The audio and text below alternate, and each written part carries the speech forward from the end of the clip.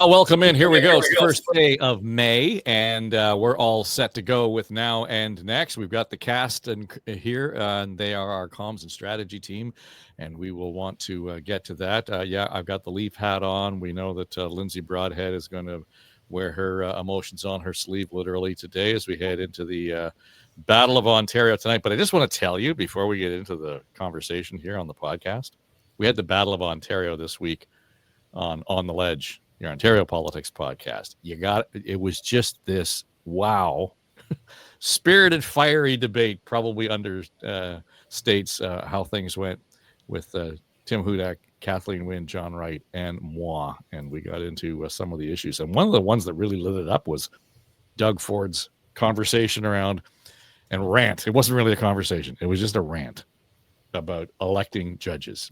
So highly encourage you to slip into On the Ledge, your Ontario Politics podcast, and put an ear on that. And for those of you who depend on hearing that on the radio, there's no guarantee you'll hear that segment on the radio, because that's an edited version that ends up on the radio. And this went way longer than anything that we would be allowed to talk about on the radio. So On the Ledge, your Ontario Politics podcast. All right, around the table today, Anne-Marie Aikins is here from AMA Communications. Lindsay Broadhead, wearing the C on the Leaf jersey. Oh, Wendell. All right, there we go. All about that. They could have used a little Wendell the other night. And Bob Reid is here from Broadway Strategy. I said off the top, just before we got on the air, it was a week of anxiety, and Bob, election night to me, it was the whole day for whatever reason just seemed to stall. Everything was in slow motion. It was weird. Maybe that's a throwback to the days when I was, working in the newsroom. I just can't shake that. It just felt like such a quiet day. What the hell's going to happen? And you don't know anything until 10:30 at night. So it was a lost day for me, but a late night. And then there was the Leafs, another late night. And I made the mistake of hanging in there for the Canadians last night. So, and then here we are with the Leafs and tonight. So it's just I don't know if my level of anxiety is worrying about finishing the series or actually watching what was coming in the returns for the federal election. But it was a weird week. You need a vacation from the sounds of it. Take some time off, man. Got to talk to the boss about that. But I don't know. Somebody said to me, I wouldn't care so much about this federal election because normally I don't give a shit. Well, you hit on it with the what the hell's going to happen question. And I think that's what made it such an unusual election, because, usually we know how things are probably going to play out, and they do. And they count the seats and off we go. But this one was so close. Dramatically close. When you look at the big picture numbers, when you look at the popular vote, when you look at the seat count, I mean, it was close all the way around and literally could have gone either way, not any way, but either way. And so that's why I think we were all sort of on the edge of the seat. Yeah, it was interesting, Lindsay. One of the first things that I was getting texted about, and I mentioned this to John Wright the morning after the election, all the pollsters got it wrong. Well, they really didn't. I mean, everybody kind of misunderstood the real strength of the Conservatives in Ontario. But to Bob's point, nationally, the numbers were bang on. Regionally, with the exception of Ontario, they were pretty close, even with the seat projections. But it's funny to me that the fight in Ontario was so underestimated, was so understated, and that's why the Conservatives did as well as they did. Yeah, it's interesting. And even when you touch on Kathleen and Tim, I mean, I have such great respect for both of them. Tim was a client at one point, and Kathleen has always been someone that I regret not having the opportunity to work for. Someone that you could learn so much from. But they're these incredible pillars of view and opinion. And because they comment often, I think we get to know them a little bit. And they're representative of, I think, a lot of what's going on. I mean, unlike so many other elections, there is a lot at stake right now. and emotions are running high and people are divided, right? And I think we saw that in all areas of Canada, and it's been commented on widely that, you couldn't use old systems or metrics to determine how, broad provinces would vote. It's really quite microcosms of demographics, and that's what we saw in Ontario. So it's, in hindsight, everything's quite easy to understand. But with the level of division, rootedness that folks are feeling, and weird cross sections of population that we haven't seen before, divided on gender, age, societal place, urban, rural. That's what we saw play out. Mm-hmm. Well, Anne-Marie, the interesting part for me is that, we've thrown the phrase around tribalism and that you're in this tribe and that tribe. And it's, to some degree, it's sort of been this anthropological look at how we politically carve ourselves out in terms of where we live. But increasingly, that language has become darker, as we get further into it. And here's an example. Two things I heard. I think it was Jen Gerson on. She's one of the editors at The Line, and she posted a piece, and it was about what to expect in the election. This was pre-election, but about a third of her piece was a rant against boomers and how the boomer was responsible for, making sure the boomers take care of themselves, and we're going to leave everything, like scorched earth behind us for the rest of the country. And I appreciate, and on the one hand, she's saying not any one individual boomer, but okay. But it's easy to dismiss that, but at the same time, understanding that, okay, somebody's down the rabbit hole so far as the boomers aren't the reason that we're in the problem that we're in. This is a broader place. But back to my point about tribalism. We find kind of any shelter from the storm, if you will, and we're willing to cling to it. And part of that is on social media. And I'll give you an example. There's a guy I've known for a long time who's in broadcasting. I wouldn't say we're friends, and I don't say that to be disparaging. I just don't know him that well to be a friend, but we're colleagues and we know each other from that perspective fairly well. Eric Thomas was a long time in this market here in Toronto. And the morning after the election on Facebook, he posted, paraphrasing, but here's the intention. Canadian voters have proven to be as stupid as American voters. And then just went off on a rant about now you can expect this, that, and the other thing from the elite who are going to rob us blind, and went on about the taxes that we can expect the Carney government to drill down on and how we're going to bankrupt everybody. My answer back to Eric was, thanks for the rational, thoughtful analysis. You managed to do all that without using the word woke, DEI, or, you didn't bring up the World Economic Forum. So good on you. His answer was not, fuck you, or to engage in conversation. He just blocked me.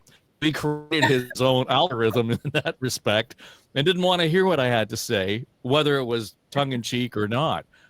But that's where we are. There's a real bitterness about that. And that's what worries me most, is that people who otherwise are thoughtful, and I know to be thoughtful about this, are shutting out the other side of the conversation. We can't blame the algorithm at Facebook or X or anywhere else. We're beginning to do that on our own. Well, that didn't come just naturally. It did come naturally. It came, but the younger generation, often the younger generation, and I was fascinated by how they voted. So many of under 30s voted conservative. So, and many of them were originally in their early voting days voting NDP. So it just doesn't even seem to make sense to me. But I think a couple of things happened. The really younger cohort experienced COVID like we didn't experience COVID. They were very formative years that they grew up in COVID and isolated, and it drove them online. And that's where they predominantly, and this is a generalization, get their news. And the news online is very polarizing, and it's very headline driven and scandal driven, and the way Polyev ran his entire, the last 2 years was all about the, axe attacks. It's a 3 word slogans. And that's where they got their news. And the carbon tax is coming back. And I heard all of that, all of these kind of conspiracies that where they get their news. And that has driven them, many of them voted conservative this year, because they really do look at the boomer generation to go, you really fucked it for me. I cannot afford to buy a house ever. Like, I don't really have any hope of doing that. I can't even afford rent. And I have a good job. I'm in the service industry. I'm in the service industry. I mean, people that take care of us. They're nurses. They're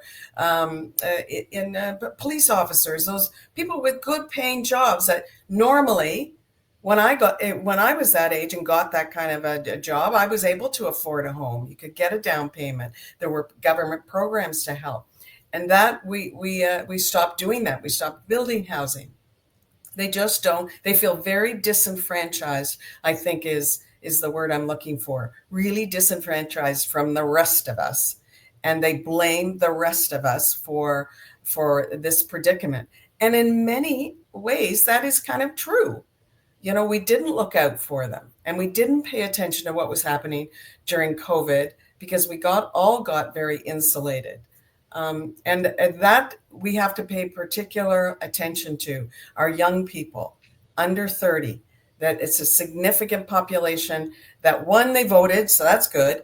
But 2, they're getting misinformed through social media because they aren't getting full stories. They aren't getting the background, the context, all of those kinds of things. And we have to do something about making life affordable for them. Or we really risk all of our futures. Except, Bob, I think in this case, what I'm suggesting is that it's not necessarily just the social media platform that is being selective about what I hear and see.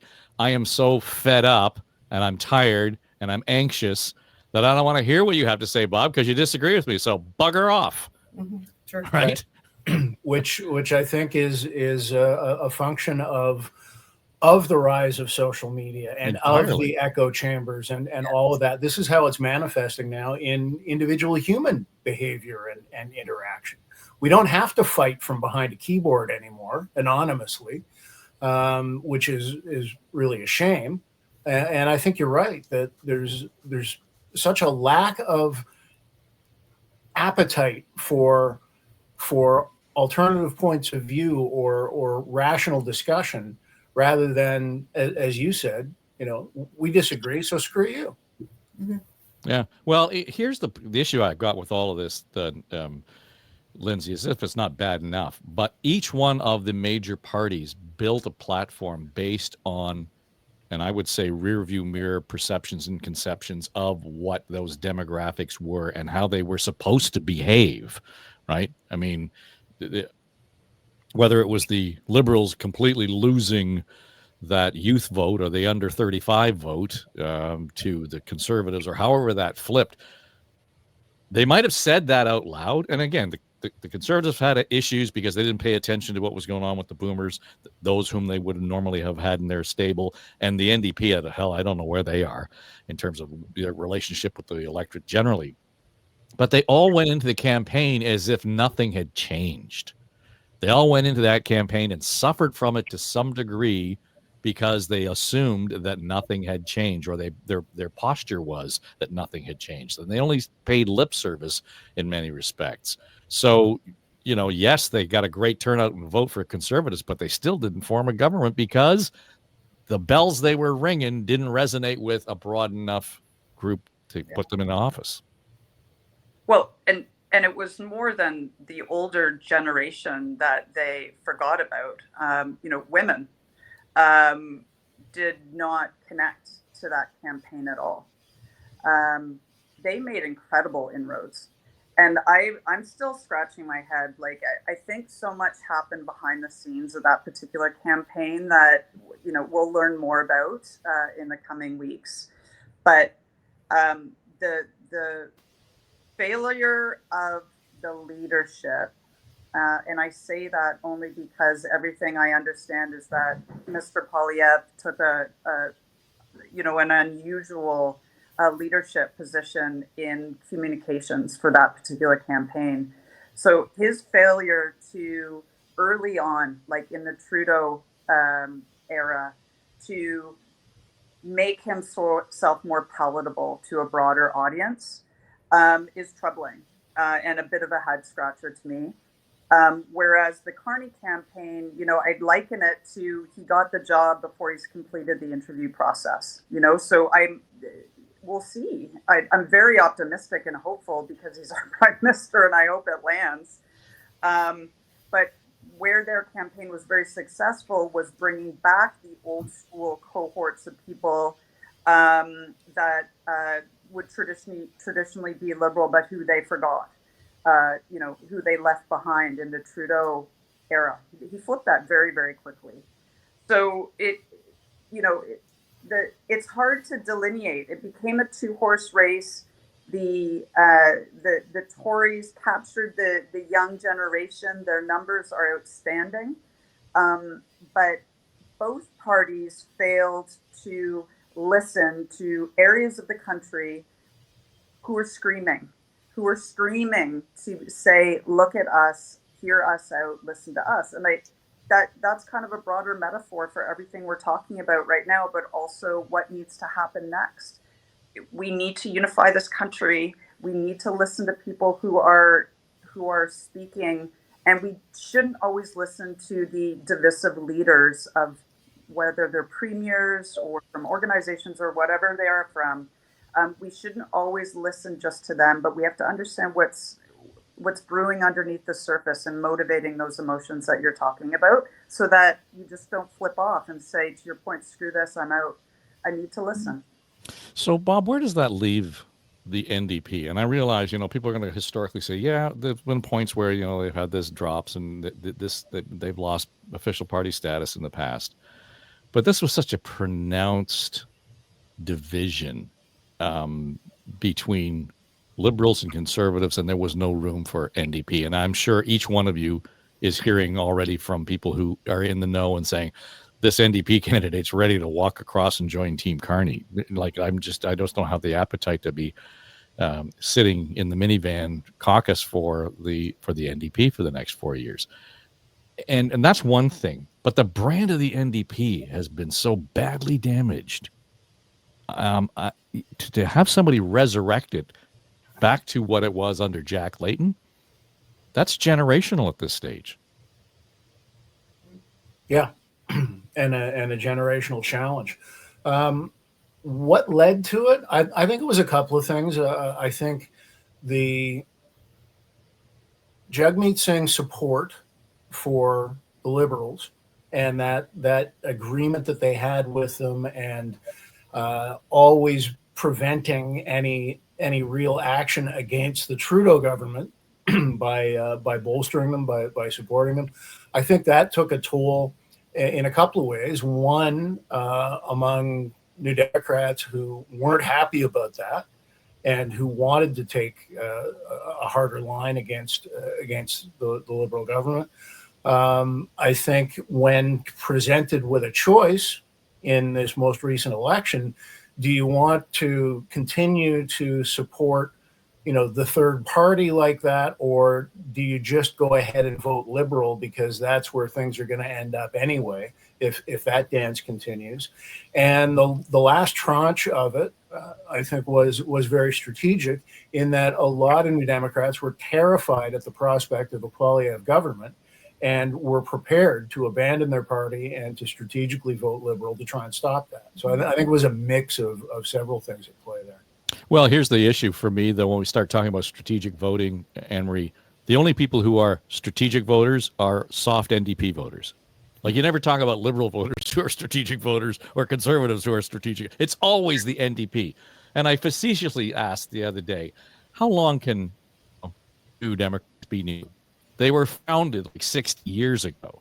Isn't it time for a reset for this party? If in fact there is room on the left for another party, Doesn't somebody have to emerge to the equivalent of the Preston Manning reform on the left if you're really going to have an impact and say, okay, here's where we are and here's what we are?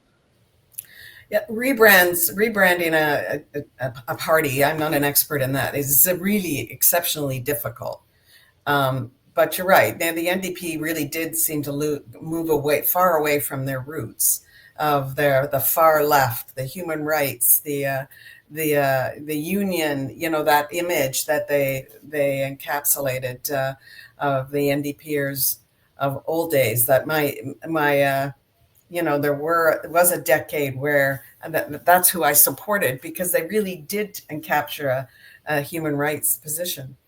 But I think if we want to say that the NDP have really lost their way and they're just kind of no hope for them, look at the Liberals just 3 months ago.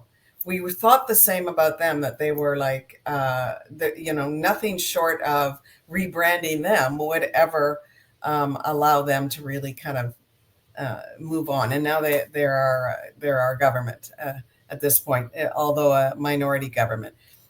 And I think the change in leadership, to me, whether it's an organization or it's a party, means everything. And it has to be a leader that really people resonate with, people are inspired by, or people, even if it's inspired like Pierre Poilievre did, he's a really good leader in that way. He inspired his base to be really pissed off and angry and motivated in that way.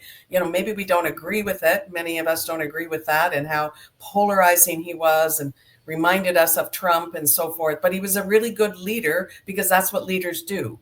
And but is it the leader the Conservatives need right now? That's another whole argument of whether or not he is the prime minister, if he's prime ministerial. That's, I think, what people had trouble with. They were great at him leading them, making them pissed off and motivated, but are they good at him being a prime minister and representing the country and so forth, especially at this critical time? So, but Carney came in and really did inspire that kind of trust, that faith that he could lead Canada and protect our sovereignty and lead us against Trump in this particular situation. If he had come on board, if Trudeau had stepped down 6 months ago, I don't know. It's really difficult to speculate. Would there have been a change, and would he still have been elected today? But so I think rather than rebranding the NDP, have to really think about who they are. I'm not kind of fussed if it still says new. Many things still say new, even though they're old. But they need to really think about their leader. Well, here's the difference, though, for me, Lindsay, here is, yes, the Liberals were in the toilet, at Christmas and New Year's. That was the consideration. But the difference was the Liberal brand in and of itself was strong. The Liberal core vote in and of itself was very strong. The people who were moving away from the Liberals were moving away from Justin Trudeau, right?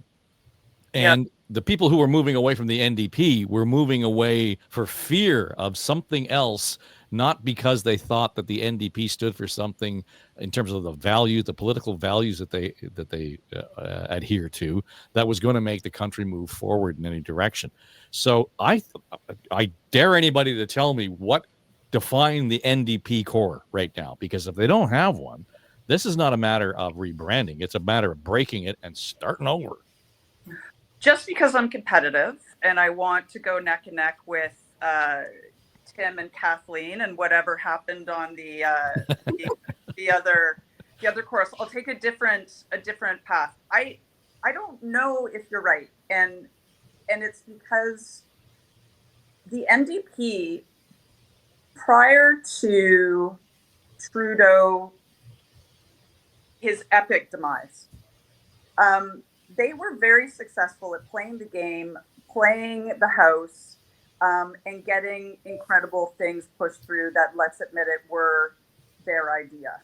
So they played the game of the third party well. You can argue all these different things.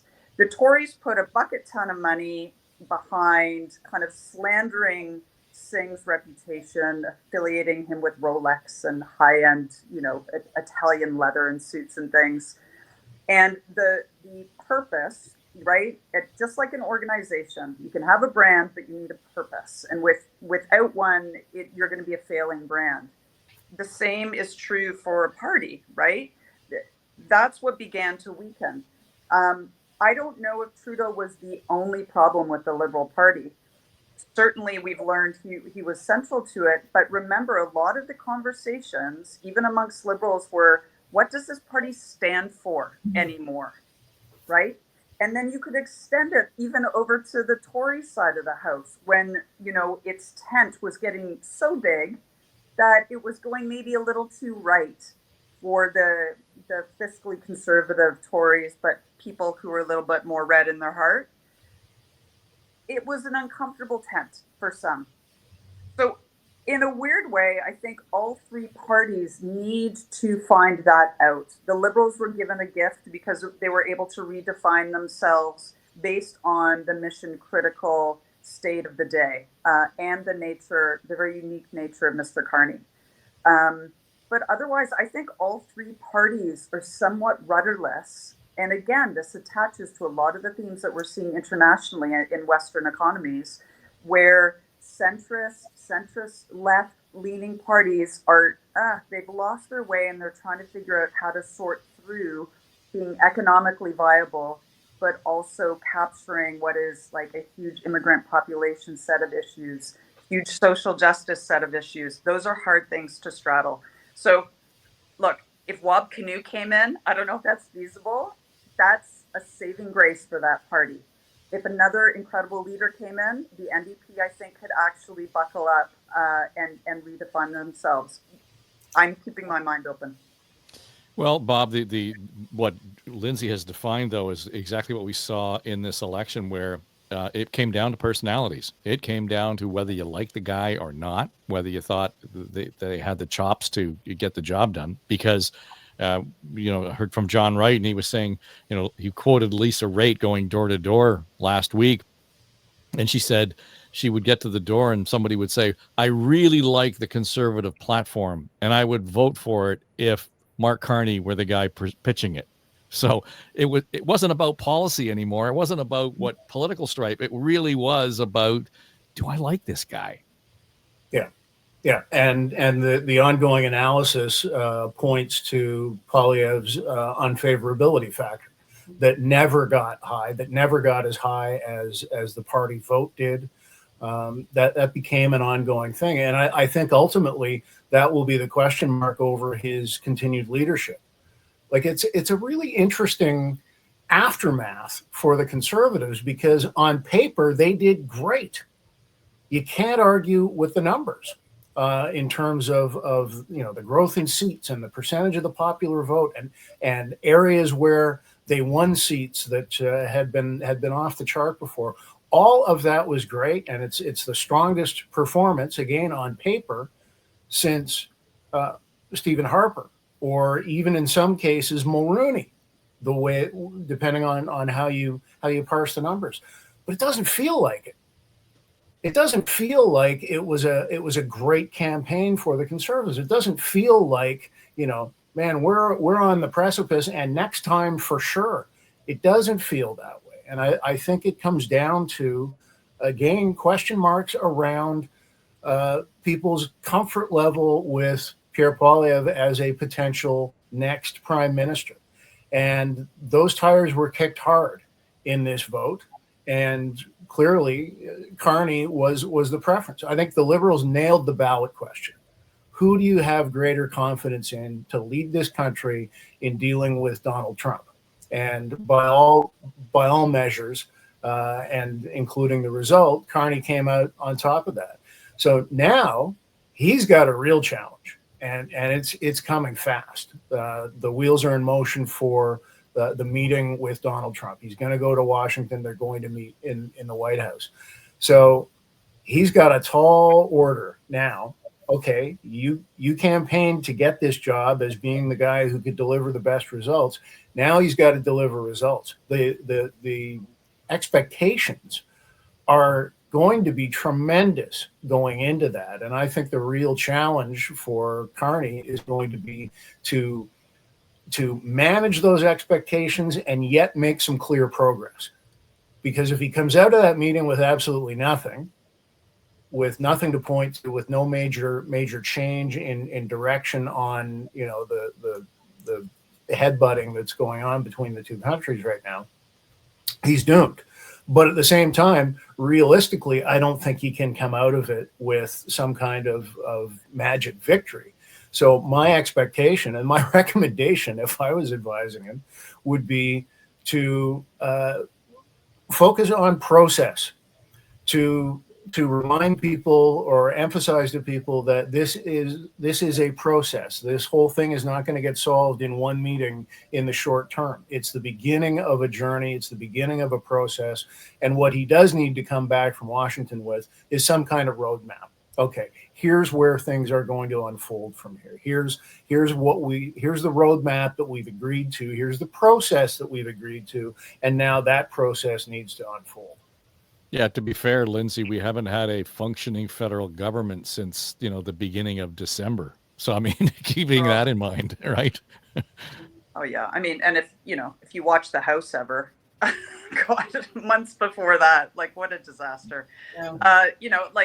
Yeah, Bob's right. There's, I don't know if process is the right word or not, but, you know, it is going to be a journey. What scares the hell out of me is how much we can be puppeteered, and our media cycle can be puppeteered by Trump, right? He can decide, I'm going to play with this guy and not give him anything. And that will be a narrative. Or he can say, I'm going to give him a win today, and that will be the narrative. I think for Carney, he should lean in on the things that he can control, and the things that he can make quick, fast, meaningful decisions on that unite the country. Give Alberta a win. Give Saskatchewan a win. Give them a reason to believe that this guy is actually going to represent them well for the next 4 years, or some are saying year and a half, but you know what I mean, for the next term. Give Quebec a win.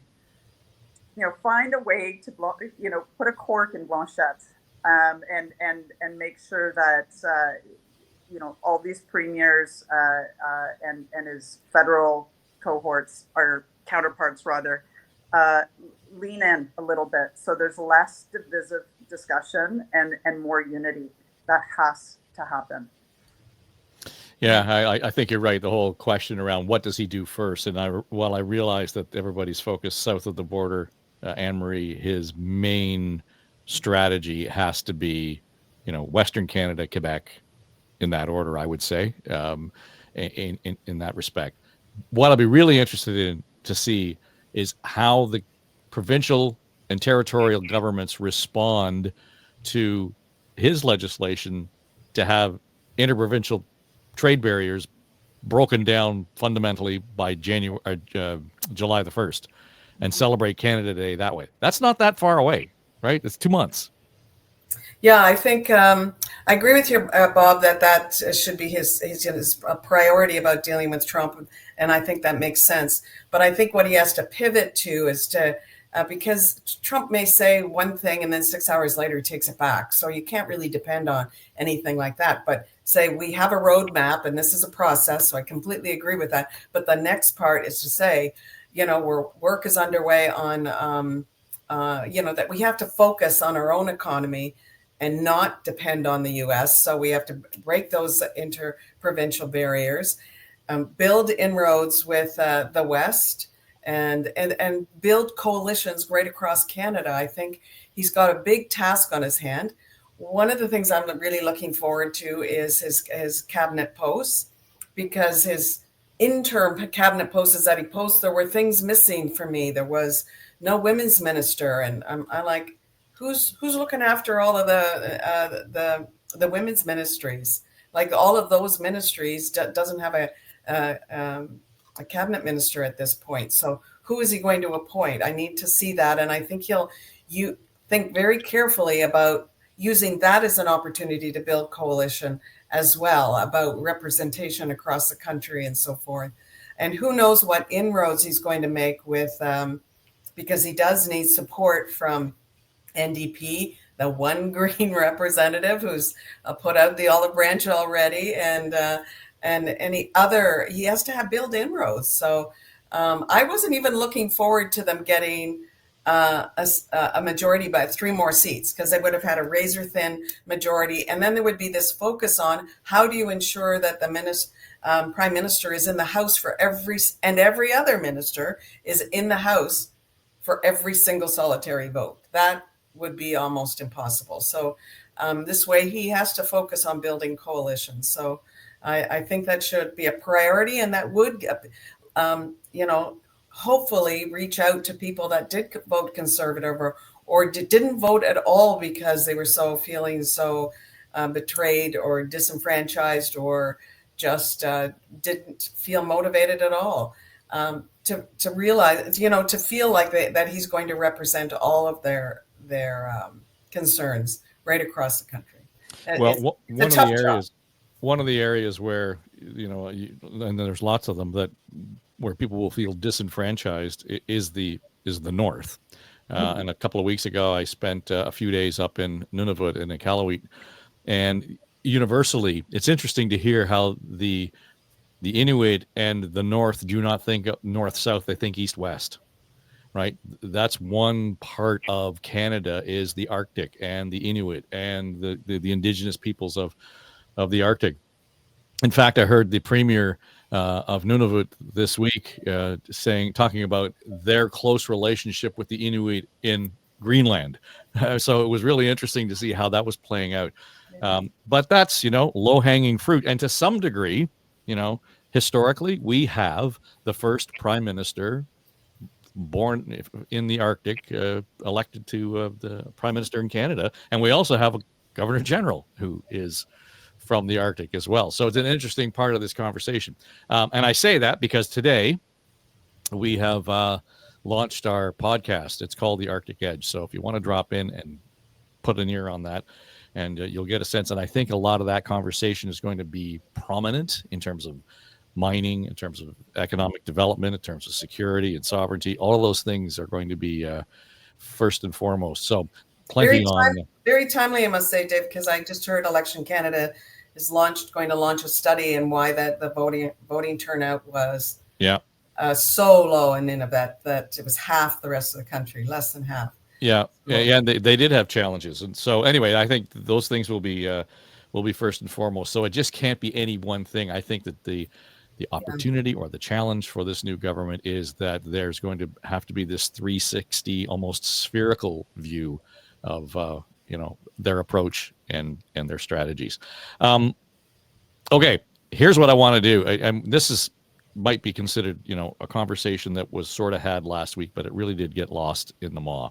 And considering everybody's experience just as commuters in this city, the city council made a big splash and the mayor made a big splash by saying, we have the solution. We have the answer. We're going to solve congestion. And the way they're going to do that is we're going to appoint a czar, a traffic czar. Yes, one throat to choke is the secret sauce here. One department, one person is in charge. If it doesn't work, you take the responsibility.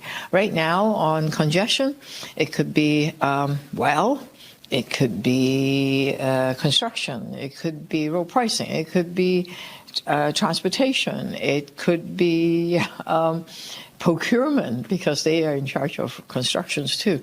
And all of those elements, then it gets into different departments. So having a lead, a person in charge, which means that person will take the responsibility and all bucks will stop at that person. As to who it is, I'll leave it for our city manager, Paul Johnson. All bucks would stop there, Bob. What happened to the mayor's office? I mean, seriously. What happened to the mayor's job? Right? Shouldn't the mayor be the czar when it comes to one of the fundamental issues at play in this city, and economically, the future of the city, everything ties in to congestion and mobility difficulties. So what an abdication of responsibility, because that clip sounded to me like the mayor saying, all of that stuff, not my department. I'm gonna set somebody up whose job it will be to take the blame. Set somebody up to fail. Actually, Yeah. what they're going to do. Precisely. That's appalling. It really is. Anne Marie, I that's the first thing I thought is this. Okay, the mayor's just given up her seat. I don't get this at all. I understand the populism behind it, but seriously, and council bought into it. Yeah, what she should very much have done is because the recommendations are good. I'm hopeful about the recommendations with some major caveats, though, because many of the recommendations were recommended by the Toronto Region Board of Trade. So there's a basis for them. And it's going to take a multi-pronged strategy to deal with congestion at all. But what she missed saying is that a traffic czar would, or construction, whatever they're called, the czar, would report directly to her, and the buck falls there. What she just did this separation. Is this person, I have a person to fire if nothing changes 6 months from now. So that I was very disappointed in. But what I'm hopeful about appointing someone with really vast experience, and someone like a Kathleen Wynne that is great at, she's very good at big picture and looking at all kinds of different things all at the same time. Somebody that can really look at things very broadly and then dive into solutions for it. So, but the person can't just look at Toronto departments, because Toronto operates like a region. The people that are driving right today, if we look outside and you ask them where they come from, many of them don't live here at all. So it's not about Toronto. It's about they come from all over the region. And you have to look at all of the partners in that region, which are the Metrolinx and Go Transit. They do construction, as we know, all over this city.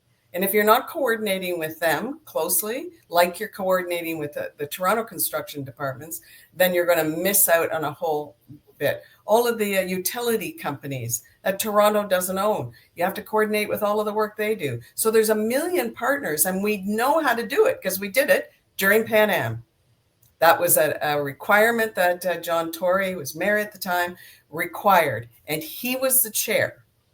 And he met every month prior to the Pan Am about how we were going to coordinate during Pan Am. So construction wasn't going to delay the athletes getting to the events because they had to go all over the place, all over the region, or the fans getting to and from all of the events like that. And we didn't have any major issues. We even had things that happened like fatalities that are inevitable on the Go Transit line. And that still didn't. We had a backup plan for them. We had strategies in place, but it took a major coordination of a whole bunch of people. But the buck stopped with John Tory. He took full responsibility and he reported on it regularly. So best practices there. That's a good point, Lindsay. Just for the record there, I think Anne Marie rhymed off more organizations and groups that are involved in congestion than the mayor did in her clip. She mentioned 4 and kind of fudged around procurement. So it needs a bigger picture for sure. On the other hand, the Tory example around Pan Am was specifically around an event that was, over whatever it was, a 10 or 12 day period. And it meant that there was scheduling set to say, okay, we're going to stop and slow it down and phase it out, and then we'll get back to it after it's done. So I think that stop and start part of it is an important part of it. But yes, it can be done. The issue for me is that there doesn't seem to be any peripheral vision around this at all. The entire issue makes me giggle a bit, just because, first of all, the name is ridiculous.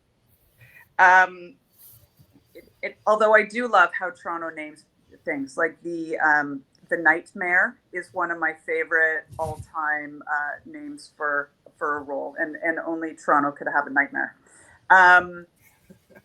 Look, I talk about leadership constantly, right? It's an area I'm sure not uniquely that you guys are. Communications people are obsessed with leadership because teams are inspired and enabled from the top, right? So the more clear a leader is, in direction, and also empowerment, the better their team is going to be and the better able they're going to be to act.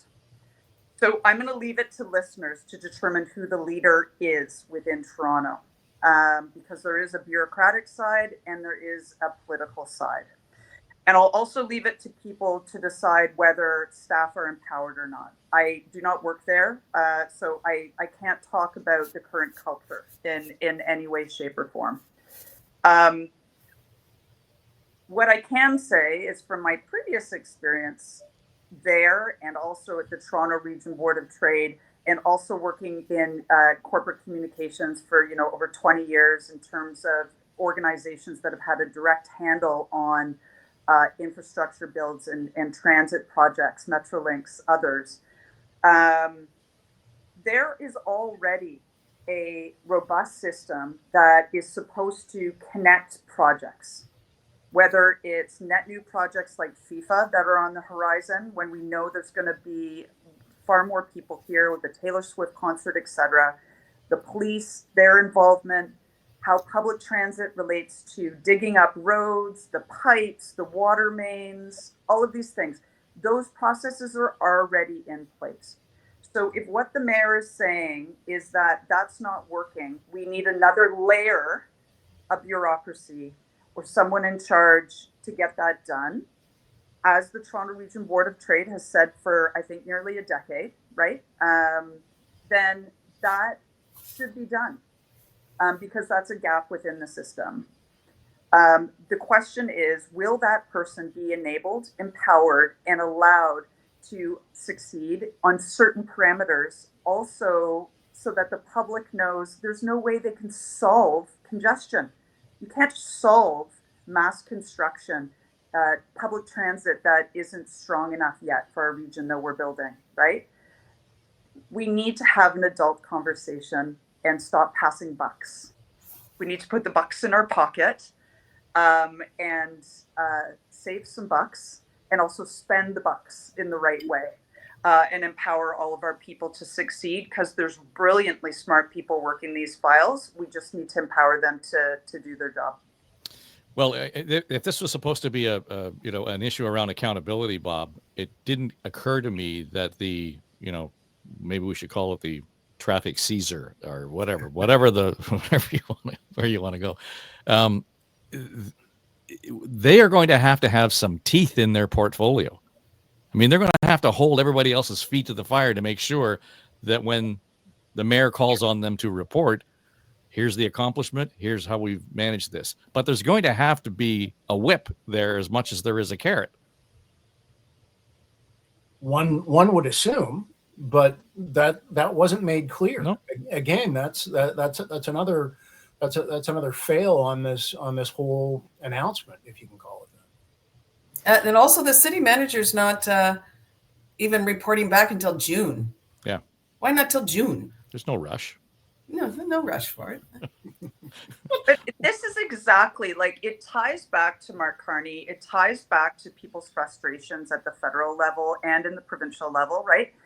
I think people are absolutely frustrated with stuff not getting done, and there being so much lip service and battling back and forth. At the end of the day, regardless of political stripe or level of government, people want to see their tax dollars spent well, so it's bettering their lives. End of story, right? And they want people who communicate in a clear, transparent, and honest way. We've talked about this on so many of our pods, right? And it just boggles my mind that all of us keep saying this, and we know that the people who know it internally are muzzled, right, at every layer of government. So it's idiocy to me that that another system isn't in place where people can speak truth to power, can speak honestly about what's working, what's not, and also get stuff done. It blows my mind.